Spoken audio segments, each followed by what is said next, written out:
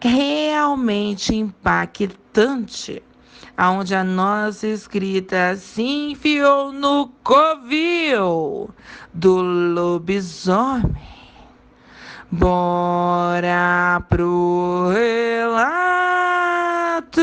galerinha!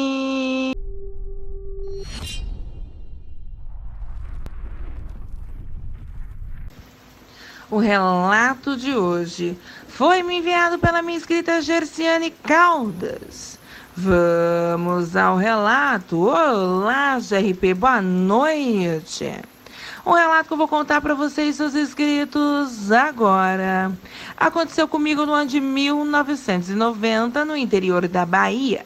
GRP, na época do relato, eu estava na flor da idade, tinha só 19 anos e queria muito ser rica. Então, na ânsia da ganância, passei a frequentar um pai de santo que começou a fazer uns trabalhos para mim. Eu pagaria um certo valor a ele e ele me daria a garantia que em menos de um ano eu ficaria totalmente rica.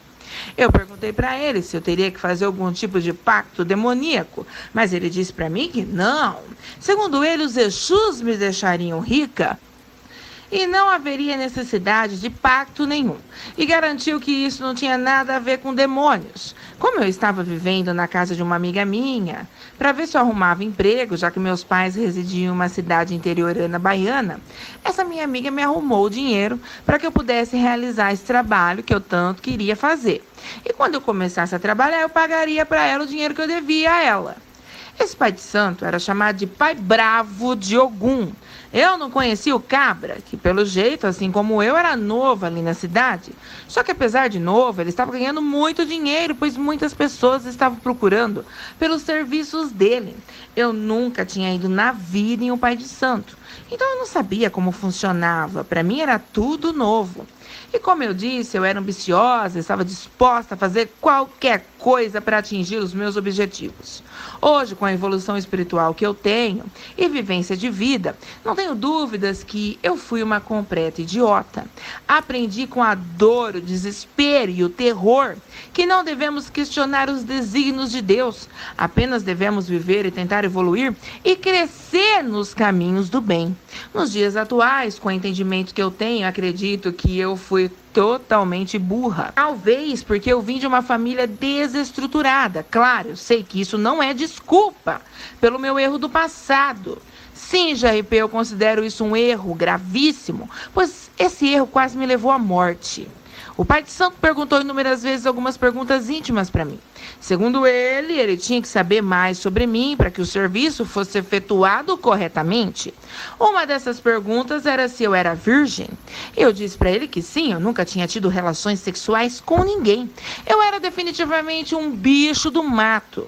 Um certo dia, o pai de santo disse que eu tinha que fazer uma oferenda com ele e que eu deveria estar presente no que ele chamava de despacho. Eu fiquei receosa porque eu nunca tinha visto nada desse tipo e eu não sabia como funcionaria esse despacho. E aí eu disse para ele que eu ia esperar um pouco para dar continuidade nos trabalhos. Eu não sei dizer o que eu senti naquele momento, GRP, mas eu fiquei com medo de ir com ele sozinha para a mata. O pai de santo não gostou nada da história e chegou a brigar comigo dizendo que ele não era palhaço e que eu já tinha pagado ele pelo serviço e que ele não iria devolver dinheiro coisa nenhuma. Então eu disse a ele que tudo bem e que quando eu estivesse preparado eu voltaria a procurá-lo. Depois de um certo tempo, um novo vizinho que dizia ser um pastor alugou a casa ao lado da casa da minha amiga. Essa casa, a qual esse novo vizinho foi morar, pertencia ao pai da minha amiga. Aliás, a casa que eu morava com ela também.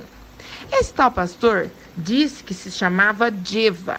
Pagou 3 meses de aluguel adiantado para o pai da minha amiga. Mas quem recebeu o dinheiro foi a minha amiga mesmo, a pedido do pai dela. Outro detalhe, GRP, é que esse pai da minha amiga morava na mesma cidade que meus pais. Era um homem de negócios e tinha casa de aluguel em várias cidades. E a Aline, minha amiga de infância, já morava há um tempo nessa cidade ao qual eu estava residindo. Estava estabelecida e me convidou para morar com ela. E eu não pensei 2 vezes, já que eu queria sair dos cafundó do Juda, onde eu vivia. O tal pastor Disse que tinha uma igreja própria e que vivia andando de cidade em cidade pregando a palavra de Deus. Colocou até uma placa na porta da casa dizendo: Pastor Djeva, cultos às segundas e sextas-feiras, 7 horas da noite às 9 horas da noite. Venho fazer parte da igreja Luz do Senhor. Minha amiga gostou muito do pastor, pois o cara era bonitão, e fez com que eu fosse na igreja com ela. O cabra pregava bem, JP, sabia de cor e salteado a palavra de Deus. Era bom de lábia, e notei que na segunda vez que fomos à tal igreja, adivinha quem estava lá? O tal do Pai de Santo, que me cumprimentou dizendo boa noite. Eu achei aquilo estranho. Mas, segundo o pastor falou para minha amiga Aline, o Pai de Santo estava lá para ver se ele voltava para os caminhos de Deus.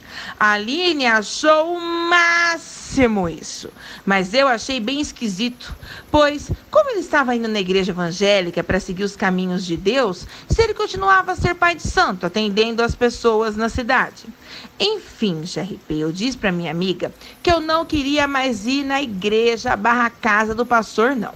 Ela continuou indo sozinha e logo se envolveu com tal pastor e sempre dormia na casa dele com ele. Eu falava para ela que esse pastor era estranho. Eu não confiava nele, não. Eu nunca vi um pastor fornicar antes do casamento.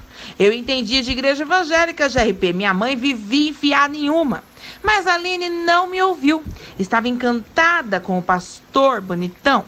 E numa certa tarde, que minha amiga estava trabalhando, o tal pastor veio até a casa dela, bateu na porta e eu atendi ele. E ele disse para mim: olá, boa tarde, seu nome é Gerciane, não é? Eu falei: sim, é.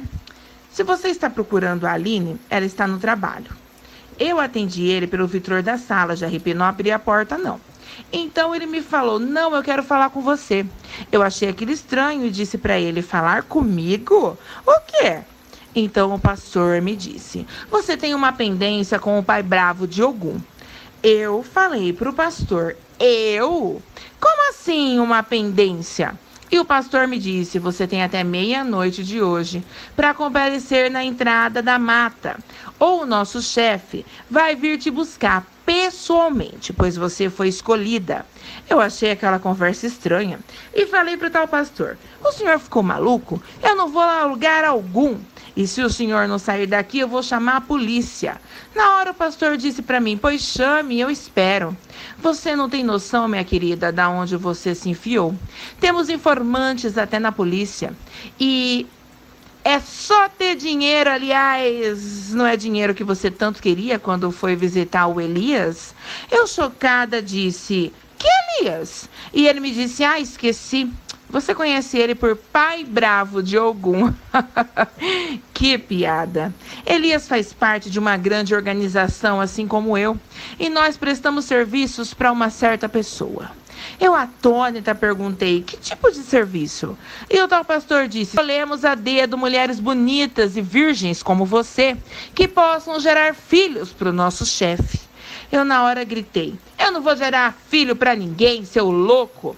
Eu vou chamar a polícia assim, para você largar a mão de ser besta. Foi aí que o pastor disse para mim: relaxa, eu tô indo embora, minha parte eu já fiz. E o Elias também fez a parte dele. Agora com o chefe. Nós somos somente os seres humanos que trabalham para ele e recebemos muito bem para isso. E dizendo isso, ele foi embora. Eu fiquei dentro da casa, olhando para o telefone fixo, pensando se eu deveria chamar a polícia ou não. Aí eu lembrei do que o falso pastor tinha falado, que ele tinha informantes na polícia. Senti um frio percorrer minha espinha, JRP, e entrei em pânico total. Fiquei trancada dentro de casa e à tardezinha, quando minha amiga Aline chegou, eu conversei com ela, contei tudo e ela ficou pasma. A princípio ela não acreditou em mim, mas foi tomar satisfação com o tal pastor. Eu não queria que ela fosse, mas ela saiu furiosa e ao bater na porta da casa do pastor, ele não atendeu. Estava tudo em silêncio total. A Aline voltou para casa e disse para mim: ele saiu, mas mais tarde eu vou falar com ele. E ele vai ter que me dar uma explicação de que história é essa que ele falou para você. A noite chegou e a Aline foi falar com o pastor, mas nada dele atender. Tudo estava escuro e como a Aline tinha uma cópia da chave, já que, como eu disse, a casa era do pai dela, ela resolveu abrir a porta para entrar e ver o que estava acontecendo lá dentro. Ela tinha intimidade suficiente com o pastor para poder fazer isso. Só que, para o espanto dela, as coisas do pastor tinham sumido. Era como se ele tivesse sido engolido por um buraco. Na hora, a Aline me perguntou se eu não tinha ouvido nada durante a tarde. E eu falei para ela que eu passei a tarde toda trancada com medo dentro do quarto e que eu não tinha visto nem ouvido nada. Quando a Aline percebeu que o que eu falara para ela era verdade, ela disse para mim: pega suas coisas que a gente vai dormir na pensão da Dona Maria Rosa. Eu pago. Acho melhor não ficarmos aqui em casa. Talvez realmente alguém venha tentar te pegar hoje à noite. E assim foi feito. Pela manhã, quando chegamos na casa da Aline, a porta da casa estava no chão. A casa tinha sido toda revirada. Tinha pelos para a casa toda, pelos marrons, muita baba e um fedor horrível de enxofre. Você me perguntou como eu sabia o que era enxofre, GRP, e eu disse para você que eu sabia como era o cheiro, sim, porque a minha tia, que era benzedeira, sempre usou enxofre para fazer guentos caseiros para a cura de muitas doenças. Continuando o relato, na hora a Aline chamou a polícia. Os policiais disseram, quando chegaram, que era algum ladrão e que a gente não deveria se preocupar, porque o ladrão já tinha ido embora. Então a Aline disse: ladrões? Impossível. Eu tinha dinheiro em casa e nada foi levado. Percebi que um dos policiais ficou me olhando de um jeito estranho e perguntou aonde a gente tinha ficado à noite. A Aline disse: na pensão da Dona Maria Rosa. Aí ele falou: aquela pensão que fica a 2 quadras daqui? E a Aline respondeu: sim, essa mesmo. Aí o policial falou: pois bem, fiquem lá, essa semana. A pensão dela está com um freguês só, tem espaço para vocês. E a gente vai investigar quem fez isso. Depois vocês podem voltar para casa tranquilamente. Eu fiquei apreensiva, pois o tal pastor disse que ele tinha informantes na polícia. A Aline resolveu que iria alugar as 2 casas do pai. E nós duas nos mudaríamos para um prédio no centro da cidade. Eu tinha arrumado um emprego no mesmo lugar que a Aline trabalhava e começaria daqui 1 semana a trabalhar. Um escritório de contabilidade. Tudo estava indo bem. Era uma terça-feira e a gente iria mudar para o prédio no sábado. Eu começaria na segunda-feira a trabalhar. Enquanto isso, a gente ia ficar na pensão da Dona Maria Rosa. Dona Maria Rosa sabia do fato ocorrido, pois contamos para ela. E ela disse para a gente que a gente tinha feito muito bem em procurar uma casa na área central, pois aonde a gente estava situado era próximo da mata e nem muro nas casas próximas existiam. E ela disse pra gente: fiquem em paz. Se esses bandidos aparecerem aqui, eu tenho uma arma de fogo e eu vou passar fogo neles. Ali na pensão somente tinha um freguês, um senhorzinho de idade que era surdo e mudo. Dona Maria Rosa sempre recebia trabalhadores de firma. A pensão dela vivia cheia, mas naquela semana estava vazia. Por volta de 2 horas da manhã, Dona Maria Rosa entrou no quarto ao qual estávamos dormindo e disse pra gente: preciso que vocês venham em silêncio para a sala comigo. Quero mostrar uma coisa a vocês, mas vocês têm que tampar a boca para não fazer barulho. Eu e a Aline, sem entender nada, fomos para a sala e escutamos um barulho estranho na porta. Parecia um fungado muito alto, uma respiração extremamente pesada. Então, Dona Maria Rosa nos chamou para espiar na janela e o que vimos ali, GRP, me tirou do prumo. A Aline, na hora, desmaiou, caiu no chão dura. Eu tremia mais que vara verde, pois ali tinha um ser de outro mundo. Era um cachorro com traços humanos na face, pelos marrons, dentes que não cabiam na boca, orelhas caídas, muitas falhas de pelos pelo corpo. Aquilo cheirava a porta da pensão. Eu, na hora, ajudei Dona Maria Rosa a colocar a Aline no sofá e escutamos um baque na porta. Dona Maria Rosa disse para mim: isso aí fora é um lobisomem, minha filha. Meu Deus, você foi oferecida para um lobisomem? Que perigo, meu Pai eterno! Aonde você foi se enfiar, minha filha? Eu comecei a chorar e perguntava para Dona Maria Rosa o que a gente ia fazer. E perguntei para ela se não era melhor a gente chamar a polícia. Dona Maria Rosa me disse, se o pastor de Araque disse que ele e o pai de santo falso tinham informantes na polícia, não adianta chamar a polícia não, minha filha. Eu vou atirar nesse bicho. Ou você não vai ter paz mais na sua vida. Eu, desesperada, falei para Dona Maria Rosa, a senhora viu o tamanho daquela coisa? Como é que a senhora vai dar conta dele? Dona Maria Rosa exclamou, eu não vou dar conta de nada, minha filha, quem vai dar conta é minha arma. Vamos, enquanto eu pego a arma, você vai para os fundos da casa, na cozinha. Abre o vitrô e começa a bater uma panela na outra, para que esse bicho dê a volta na casa. E vá até o vitrô. Enquanto você distrai ele, eu vou atirar no desgraçado. A casa da Dona Maria Rosa era grande, GRP, tinha muitos quartos. E eu mesmo, desesperada, corri para fazer o que ela me pediu. Rapidamente, após eu fazer o barulho com a panela, o diabo de pelo chegou no vitrô e deu um urro pavoroso. Dona Maria Rosa chegou bem devagarzinho e na surdina atirou no desgraçado do bicho, acertando ele, que saiu correndo feito louco. Dona Maria Rosa me acudiu, porque eu estava muito nervosa e comecei a passar mal. Quando a Aline acordou, contamos a ela o fato ocorrido e tanto eu quanto a Aline agradecemos a Dona Maria Rosa por ter sido tão corajosa e atirado no bicho, salvando nossas vidas. O senhorzinho, que era surdo e mudo, não ouviu nada de RP. E enquanto o pau estava atorando, ele estava dormindo. Dona Maria Rosa disse que não deveríamos contar nada a ele, pois ele já tinha problemas demais para se preocupar com isso. Nos mudamos para o centro da cidade em um prédio. Eu só ia do serviço para casa, da casa para o serviço. A Aline fazia a mesma coisa, pois ficou com muito medo depois de ter visto o lobisomem. Graças a Deus, nunca mais vimos nem o falso pastor, nem o falso pai de santo ou o lobisomem. Nos dias atuais, moro em outra cidade, sou casada, mas não vou revelar o local onde tudo isso ocorreu, pois a Aline ainda mora no mesmo apartamento. Eu fui com meu marido até a casa da Aline, você conversou com ela através da webcam. Conversou também com Dona Maria Rosa, que ainda tem a pensão no mesmo lugar e está viva e lúcida. E eu levei você através da webcam até as casas do pai da Aline. Te mostrei tudo. Hoje as casas são muradas, mas na época do relato não tinham muros. O que pude te provar, te provei. E você, GRP, me respondeu algo que perpetuava na minha mente há muito tempo. Quem era o lobisomem? Qual era o papel do falso pastor e do falso pai de santo nessa história? E você foi enfática em me dizer o que sentiu. Para você, o pai de santo era somente um humano pago para procurar mulheres humanas para que o canídeo-chefe pudesse acasalar, na forma humana, claro. Ter filhos. Como eu desisti em cima da hora de ir para a emboscada armada, eles utilizaram o plano B. Colocaram um falso pastor para se infiltrar bem ao nosso lado. Só que, novamente, o tiro saiu pela culatra, pois, segundo você, GRP, eu não caí nas graças do pastor. A minha amiga é que caiu. Vendo que o plano A e o plano B não deu certo, o pastor decidiu me convencer na ameaça.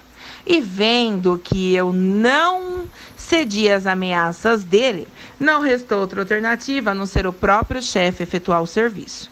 Então o canídeo-chefe veio para me levar. E segundo você, GRP, a polícia sabia sim disso. E foi o policial que deu a informação da onde eu e a Aline estávamos hospedadas. Para você, depois de eu ter vários filhos, esse lobisomem me caçaria e me mataria, e eu seria substituída por outra humana. Eu fiquei arrepiada quando você disse tudo isso, sabe por quê, GRP?